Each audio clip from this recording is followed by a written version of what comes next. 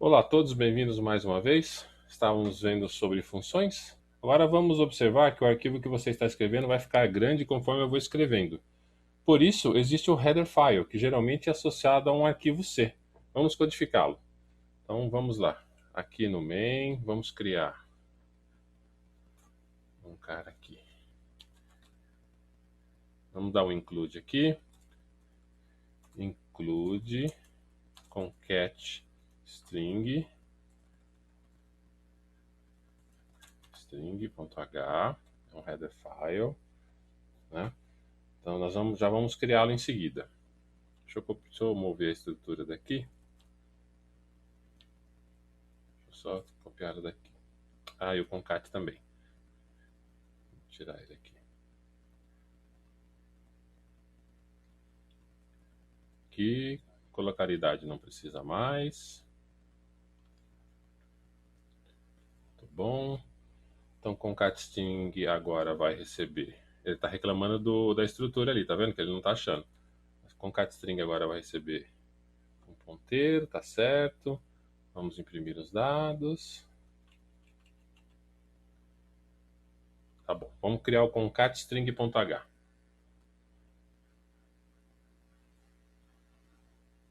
Então aqui é ddnew, no caso do getCreator, você cria aí no seu editor conforme ele faz, né? Eu não sei qual é o editor que você está usando, mas no caso que está string é isso aqui. Então é concat string h, é um header file. Tudo bem, ele vai incluir no projeto, tá ótimo. Então agora nós vamos colocar if ndef concat string, já vou explicar, e define concat string. Aqui nós temos um novo comando, o escopo if ndef, ou jogo da velha if ndef. Esse comando funciona junto com o define. O que ele faz é verificar se já houve um define do nome que está à direita. Seria como, se não definido, então execute os comandos abaixo, da mesma forma que o if. O próximo comando é um define. Assim, se você incluir esse arquivo no header em outro lugar e ele estiver duplicado ou ficar duplicado, o if ndef vai verificar que o nome já está definido e vai para o endif, que vai estar logo abaixo, evitando a duplicidade. Então vamos colocar os includes que a função necessita para funcionar. Então include stdio.h, include stdlib.h e include string.h. Se você tem um comando em C e você não sabe qual é o include que coloca, você pode procurar na internet ou em algum livro em C, que ele vai te dizer qual é o include que você precisa para ele funcionar. Então aqui colocamos todos os headers que a função vai utilizar. Geralmente cada header file tem somente uma função ou um conjunto de funções que trabalham juntas, mas pode variar de acordo com o desenvolvedor. Vamos botar o struct aqui. E aqui está a assinatura da função. Tá ótimo. E aí, faltou o endif aqui do if ndef lá em cima. Muito bom. Então vamos criar um outro agora, concat_string.c, que é exatamente a função com o seu código.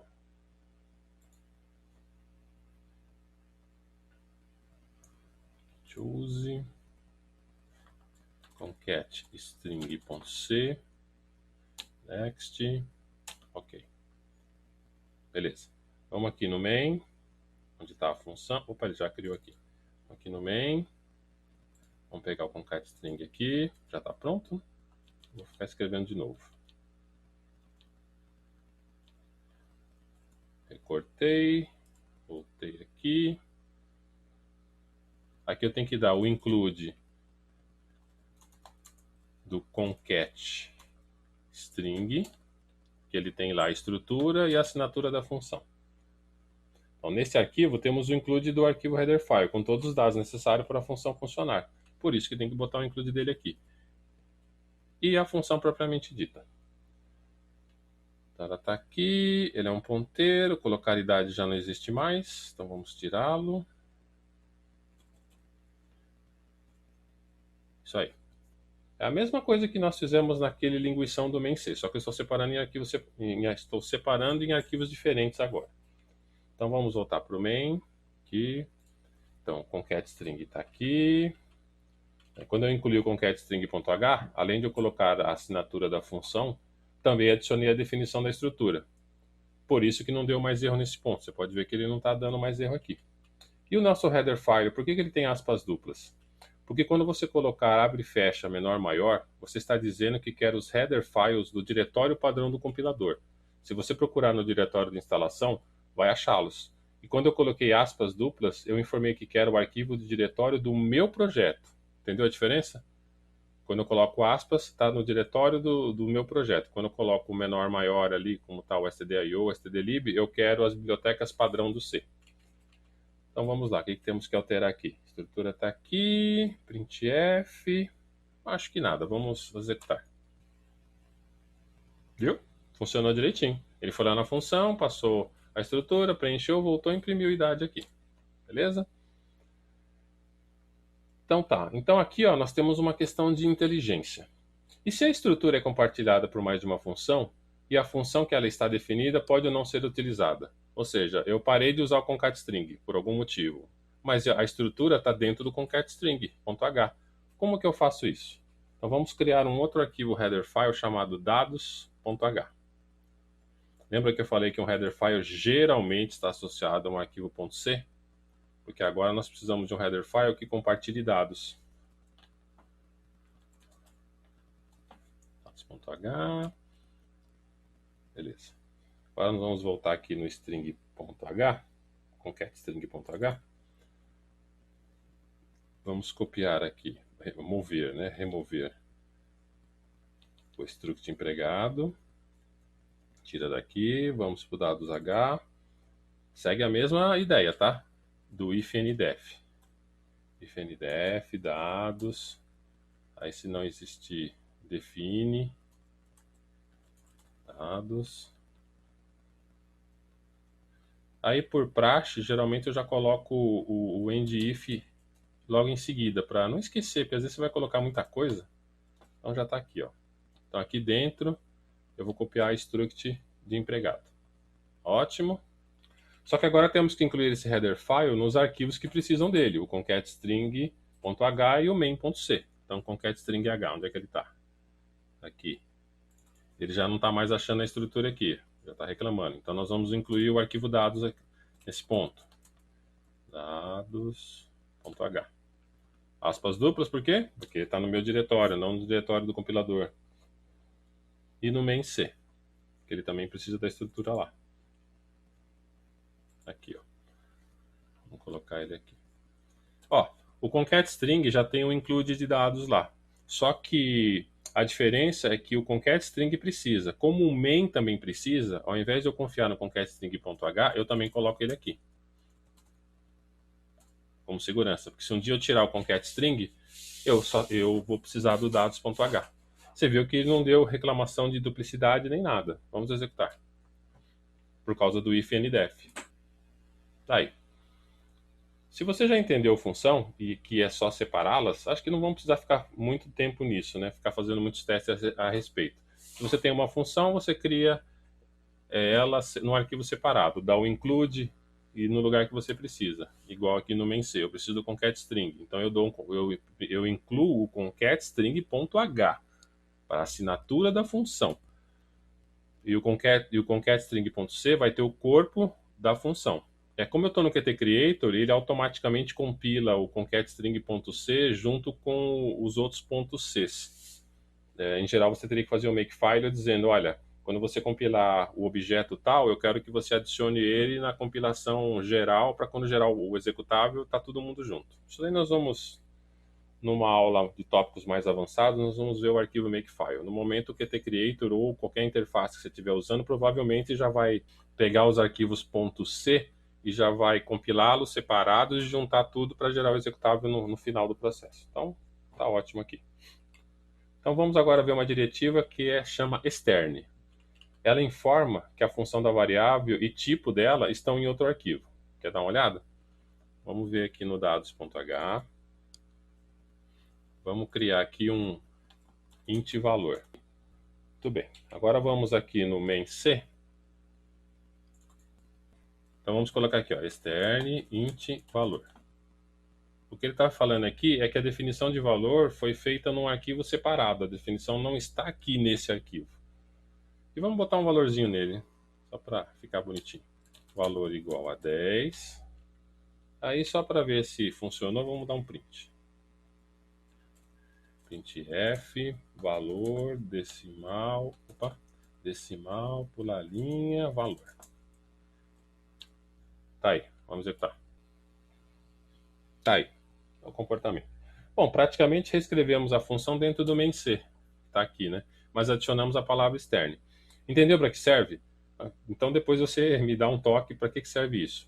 Eu acho que essas funções são muito... Esse tipo de coisa é utilizado quando você tem threads, que por algum motivo, além da imaginação, você precisa acessar o mesmo dado ao mesmo tempo, ou não ao mesmo tempo, mas assim, você tem que ter acesso ao dado para que uma thread faça uma coisa, depois outra thread faça outra. Talvez isso tenha utilidade nesse momento. Eu, sinceramente, nunca tive necessidade de usar isso, mas, né? Agora vamos ver static. A função dele é tornar a variável permanente dentro da função. O que ele faz é definir a variável uma vez e ela vai ficar na memória até o programa encerrar. Você pode definir também igual você fez com o int valor aqui, não precisa ser dentro da função. Mas dentro da função é o mais comum. Então vamos alterar o concat.string, concat.c. Aqui o include, não, eu falei errado e acessei errado de novo. Então aqui, vamos criar o cara aqui. Static int contador igual a 1. A variável foi definida dentro da função, agora quem é dona dela é a função. E foi iniciado com 1. Então mais para baixo aqui, vamos mandar imprimir, só para você ver a reação dela. Printf contador, contador.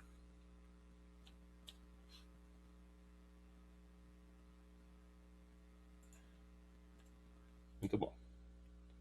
A idade aqui. Vamos somar um no contador aqui embaixo. Pronto, somei 1 no valor.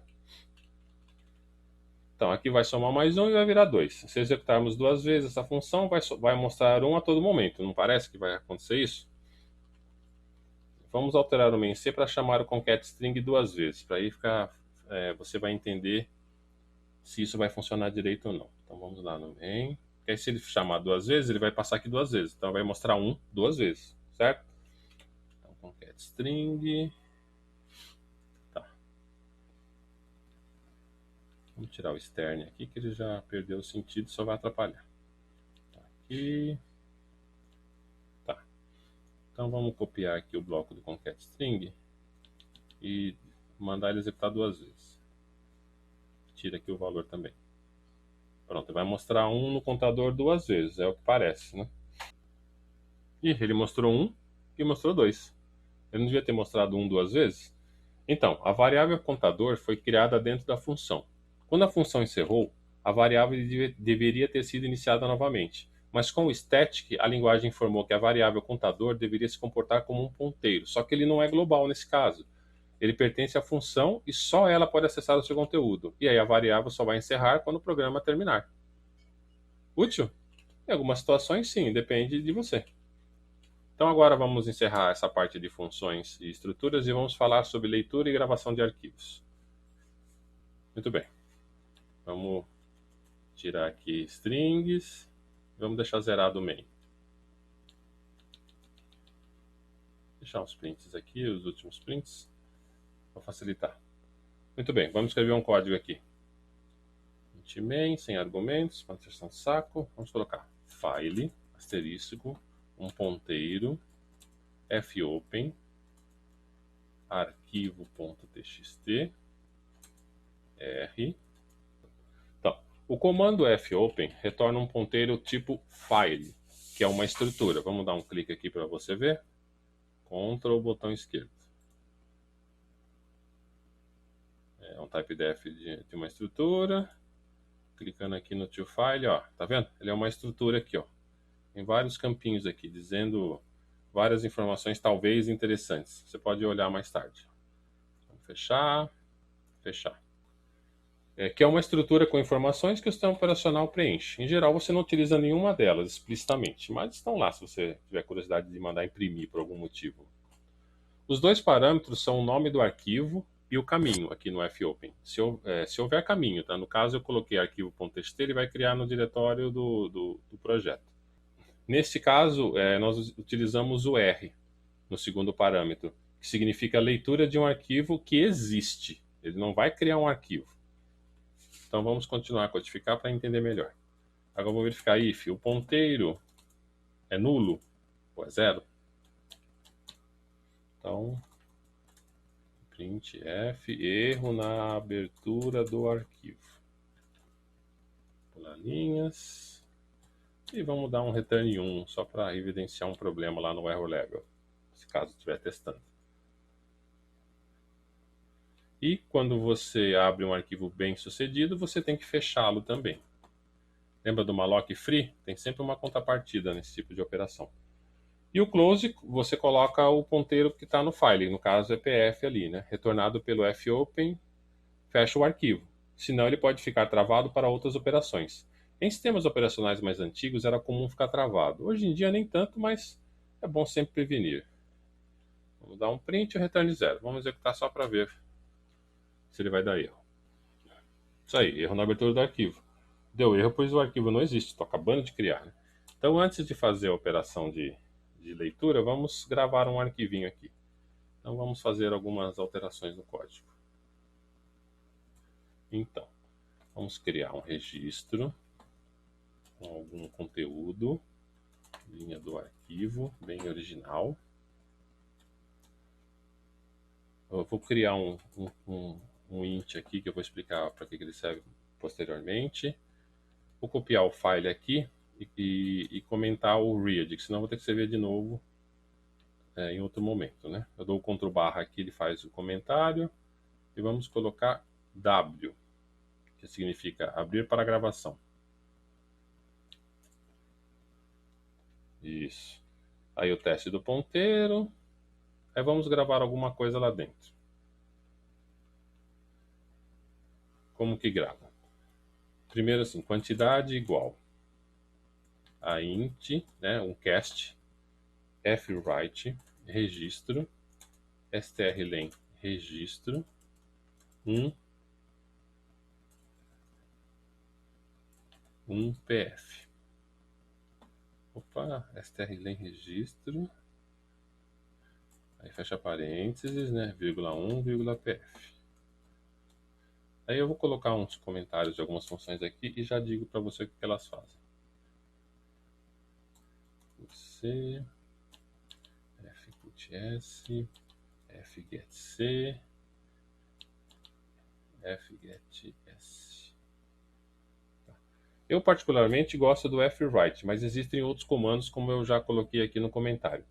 No fwrite, o primeiro parâmetro é o endereço da informação, ponteiro. Como ali é uma string, né? Ele já é ponteiro, então não precisei botar o e-comercial ali. Mas se fosse uma estrutura, depois teria que colocar. Como é uma string que você já sabe, né? Então você não precisa botar o e-comercial ali. O segundo parâmetro é o tamanho do primeiro parâmetro. Ou seja, registro, eu quero saber o tamanho dessa variável aqui. No caso, eu usei um strlen porque ele é uma string. Senão seria sizeOf. O terceiro parâmetro é a quantidade de vezes que vai gravar o primeiro parâmetro. Ou seja, esse registro que tem linha de arquivo, quantas vezes eu tenho que gravar ele no arquivo? Geralmente é 1.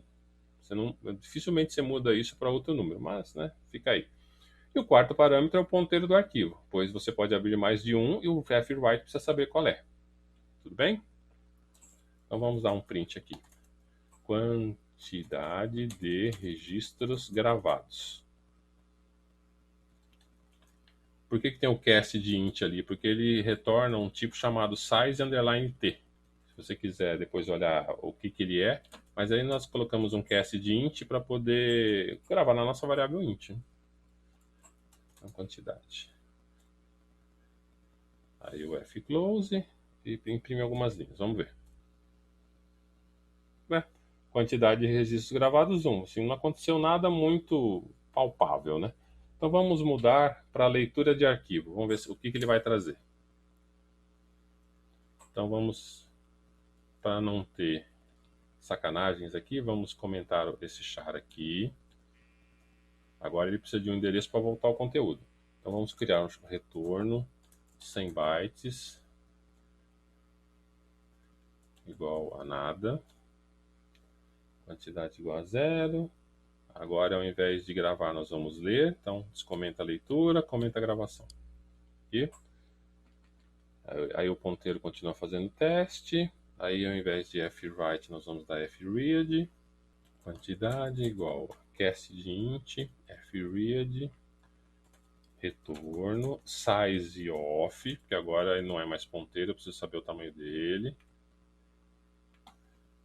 Vírgula, a ocorrência de uma vez só e o ponteiro do arquivo. Então, o fread faz a leitura do arquivo. Ele retorna a quantidade de registros lidos, mas ele depende de encontrar o fim de arquivo na linha corrente ou na próxima linha. Daí a quantidade retornada pode variar, não é uma boa checagem para você utilizar. A boa checagem seria ver se os dados foram lidos corretamente e estão no lugar correto. Essa seria uma boa checagem. Deixa eu alterar aqui a variável. Isso. Os parâmetros são iguais ao fwrite. Primeiro a variável de retorno, segundo o seu tamanho, terceiro a quantidade de vezes que vai retornar, e geralmente você coloca 1 mesmo, né? E quarto, o ponteiro do arquivo. Então vamos aqui comentar a quantidade. Então printf lidos. Vamos ver a quantidade que ele retorna. Quantidade. Então, vamos mostrar. E vamos mostrar também a linha que ele leu, né? Senão não vai ter graça. Então, printf, retorno, é uma string, retorno. Vamos lá. Viu? Linha do arquivo. Ele retornou 0 como lidos ali. Por quê? Porque o fim de arquivo estava na mesma linha do registro. Então, o retorno da fread não é muito confiável, não. Mas ele retornou aqui, ó, linha do arquivo. Tudo bom? Tá bom, agora vamos gravar a famigerada estrutura. Esse é o legal. Então vamos aqui. Vamos tirar registro e retorno. Quantidade pode ficar. Vamos criar uma estruturinha aqui. Empregado. Char nome de 30 mais 1. Int idade. Tá bom? Então vamos definir uma variável para a estrutura. Vamos já inicializá-la para não perder tempo. Nome empregado. Aí, pensou que eu ia escrever Wagner, né? 40. Inicializou, aí a quantidade está aqui. Aí nós vamos, ao invés de ler, nós vamos gravar. Tudo bem. Verificação se está tudo ok. A fwrite, né? Nós vamos gravar no arquivo. Só que a variável agora chama empregado. Eu escrevi errado aqui, já vou acertá-la. Estou tentando não errar empregado, mas está difícil. Então vamos lá, copiei aqui. Agora, como ele é uma estrutura e o fwrite precisa de um ponteiro da estrutura, então agora é comercial. Ao invés de strlen, é size off. Vou apagar aqui.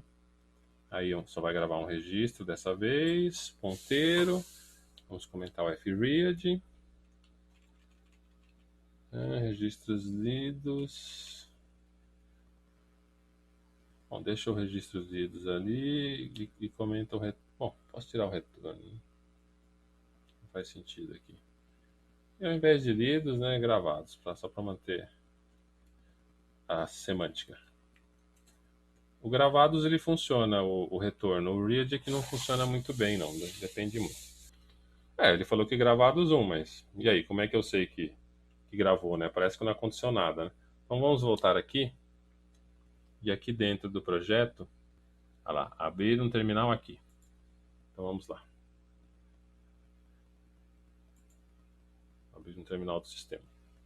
Pronto, abriu aqui no diretório. Como eu estou no Linux, tem que ser ls, senão seria dir. Olha lá, arquivo txt. Se for no Windows, por favor, dê um type, já que é no Linux, tem que ser um cat. Arquivo, txt. Olha o que ele gravou lá. Ele gravou nome empregado e tem um abre parênteses ali. Por quê? Porque ele é um int. Ele não é visível, né? Ele não é um texto. Ele é um tipo int. Então ele não é visível aqui. Se eu editar o arquivo, com o VI, ou o editor que você tiver aí no Windows, olha lá. Isso daqui, ó, depois do nome empregado, essa maluquice toda aqui é o int que ele gravou nesse arquivo. Ok? Então vamos voltar para o código. Então vamos fazer umas alteraçõezinhas aqui. Vamos ler o conteúdo. Então vamos lá. Lá para cima. Aqui, vamos lá para cima. Então, ao invés de definir a variável aqui, com valor, só vou defini-la. Então, ponto e vírgula, barra, barra para comentar. A quantidade fica a mesma. Ao invés de gravar, vai ler. Então, descomenta a leitura, comenta a gravação. Ponteiro sempre ali. Aí o fwrite não vai ser o fread. Vamos descomentar o fread e alterar aqui. Como o fread é igual ao fwrite, então vamos colocar aqui. Tem comercial, é empregado. Empregado. Aí size off, empregado. Empregado. Aí vai ler uma vez só, uma ocorrência. E o ponteiro. Então, print aqui, valores... tem que ser lidos, né? Não gravados. Lidos. E vamos mostrar o registro. Printf, registro lido. Então, o primeiro é uma string e o segundo é um int. Vamos já direto aqui. Pula a linha. Então, empregado.nome, empregado.idade. O fclose no arquivo. Vamos executar. Ah lá. Nome empregado, 40. Foi exatamente o que nós gravamos. Aquela maluquice que nós vimos lá no arquivo. Bom, a não ser que seja um arquivo texto separado, com separadores, como ponto e vírgula, igual aos arquivos CSV do Excel, gravar um registro do tipo struct parece ser mais vantajoso.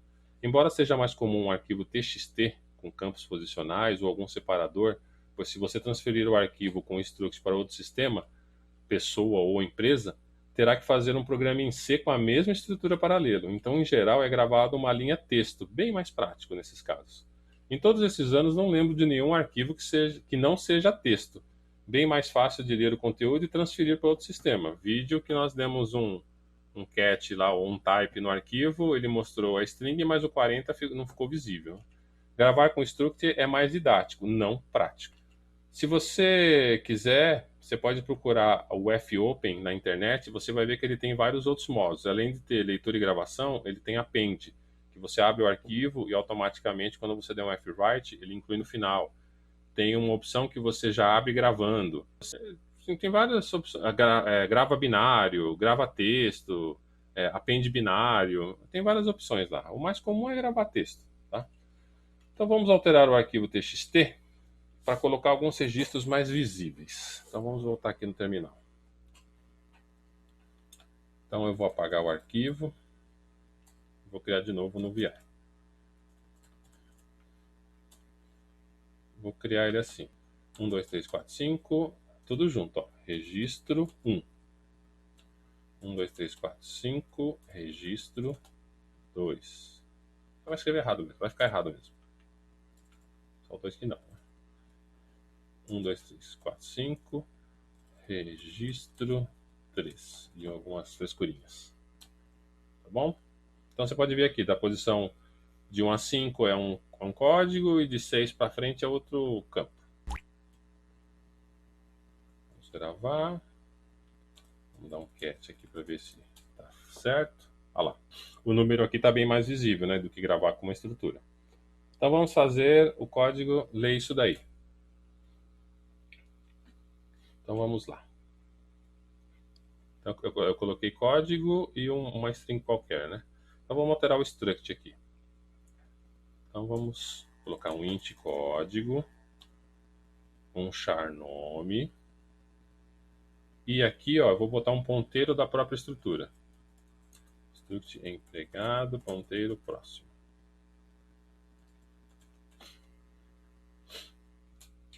Criamos uma estrutura para organizar os dados, porque eles estão em outro formato no arquivo texto. E fizemos com que seja uma lista encadeada, porque não sabemos a quantidade que está dentro do arquivo. O programa que não sabe, na verdade, eu sei. Então vamos criar aqui uma struct empregado, um ponteiro.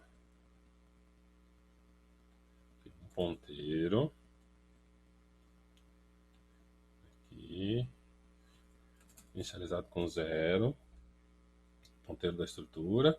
Aí vamos criar um outro aqui, struct empregado, ponteiro, registro anterior igual a 0. Como é uma lista encadeada, eu preciso saber qual foi o registro anterior para colocar o ponteiro do próximo registro, caso ele exista. E vamos criar um outro cara aqui, struct empregado, ponteiro, registro igual a 0. Por quê? Eu preciso de um ponteiro do primeiro registro para saber rapidamente onde começa a lista. Depois você coloca o endereço dele aqui. Você não altera mais. Ele será o indicador do início. Se você tem uma lista duplamente encadeada, indo para frente e para trás, você poderia até não guardar o primeiro registro, mas teria que ficar fazendo um for ou um while para ficar indo para frente e para trás até achar o anterior igual a 0.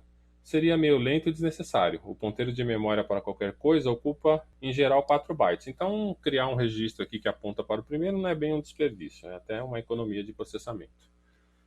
Então, vamos lá. Vamos abrir o arquivo para leitura. Arquivo txt, está aqui. Vamos criar vamos aqui em cima, criar um char, linha, 100 bytes, inicializado com nada. E aí depois um char, código char, 5 mais 1, uma string, né? Inicializada com nada. E aqui em cima faltou um igual.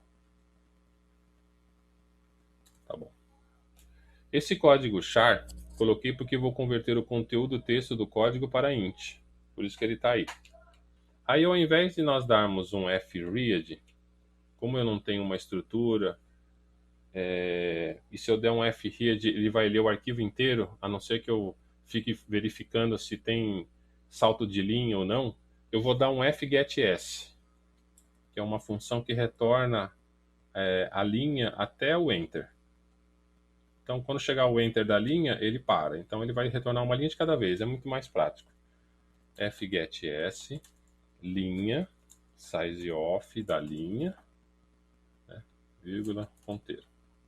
Então, o primeiro parâmetro é a variável que vai conter. O segundo é o tamanho dela, para ele colocar o conteúdo no máximo da variável de memória que vai conter a linha e o ponteiro.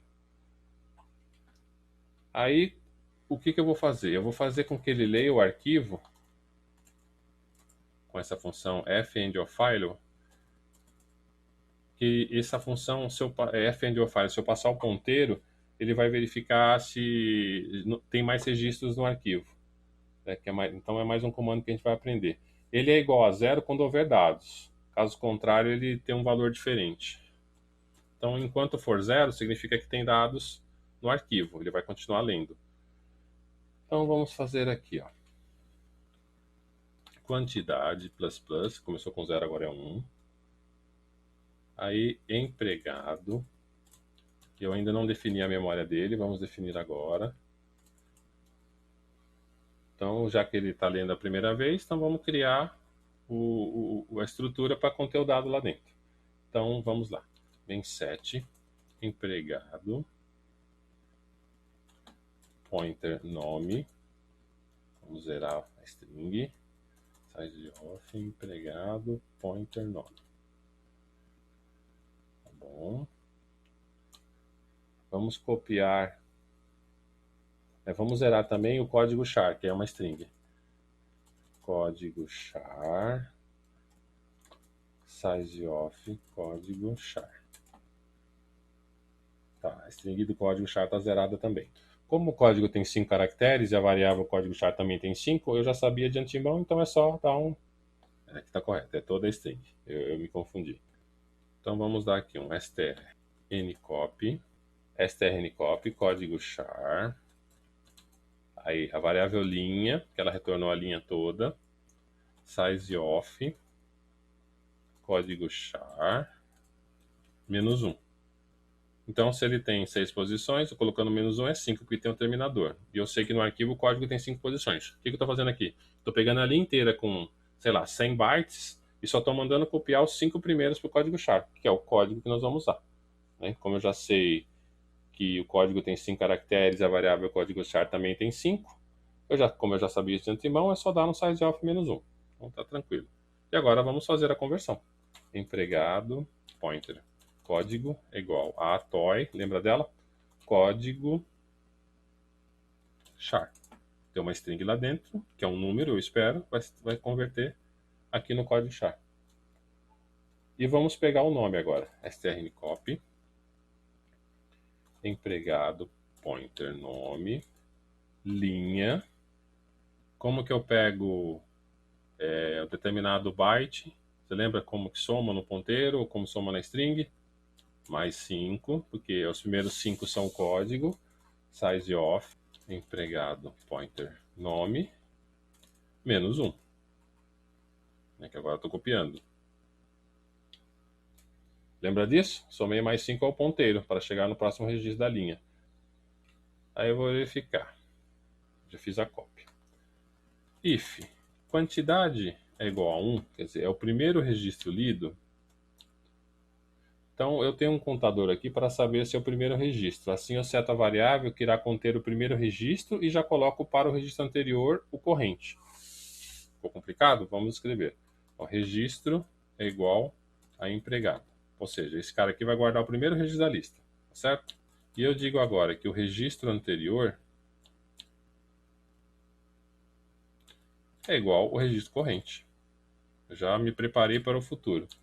E mais ainda, fala que o registro anterior, o ponteiro para o próximo, é igual a 0. Porque além do primeiro registro, eu não sei se vai ter um segundo, então já está apontado para 0. Não sei se vai haver outro.